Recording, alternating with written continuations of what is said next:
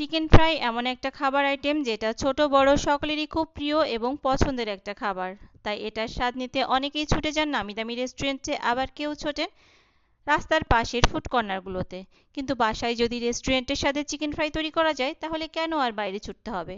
আসসালামু আলাইকুম, সবাইকে স্বাগতম। আজ আমি তৈরি করে দেখাবো রেস্টুরেন্টের স্বাদে চিকেন ফ্রাই। এর জন্য আমি 4টা ব্রয়লার মুরগির লেগ পিস, থাই পিস এবং উইঞ্জের অংশ বড় করে কেটে নিয়েছি। এর সঙ্গে মিশিয়ে দিব 2 টেবিল চামচ পেঁয়াজ বাটা, দিয়ে দিব 1.5 টেবিল চামচ রসুন বাটা, দিয়ে দিব 1.5 টেবিল চামচ আদা বাটা, দিয়ে দিব পরিমাণ মতো লবণ, দিয়ে দিব 1 চা চামচ শুকনো মরিচ গুঁড়া।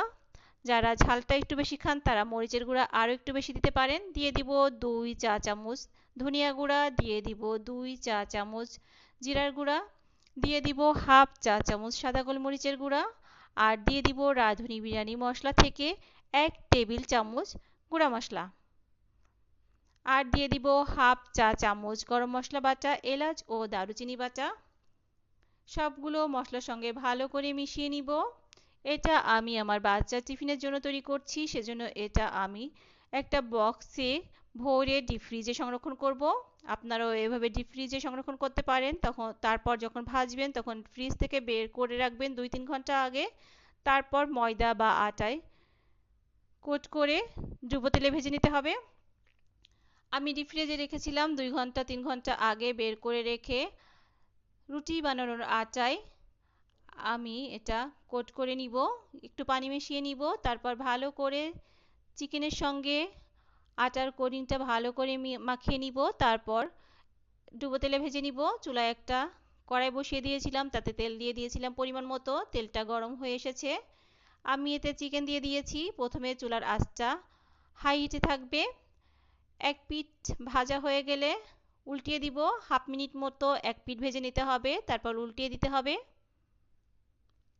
এতে করে আটার কোটিংটা চিকেনের সঙ্গে ভালো করে মিশে যাবে আর খুলে যাবে না। হাফ মিনিট ভেজে নেওয়ার পর আমি চুলার আঁচটা একেবারে লো করে দিব। এই লো আঁচে আমি ভালো করে চিকেনটা উল্টিয়ে পাল্টিয়ে ভেজে নিব। এভাবে ভাজলে ভেতরের চিকেনটা কাঁচা থাকবে না, পুরোটাই সিদ্ধ হয়ে যাবে।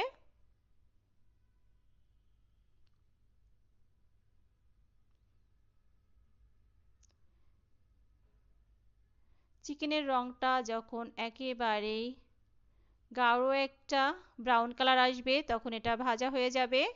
তখন এটা তুলে নিতে হবে।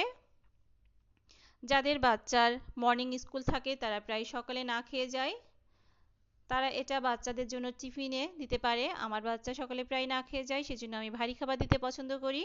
তাই তার জন্যই আমি এটা ডিপ ফ্রিজে সংরক্ষণ করে রেখেছি এভাবেই। সবাইকে ধন্যবাদ আমার ভিডিওটা এতক্ষণ দেখার জন্য এবং আমার সঙ্গে এতক্ষণ থাকার জন্য। এটা আপনারা ফ্রাইড রাইস কিংবা বিকালের নাস্তাও খেতে পারেন। আশা করি আপনারা সবাই এভাবে বাসায় চিকেন ফ্রাই তৈরি করে দেখবেন।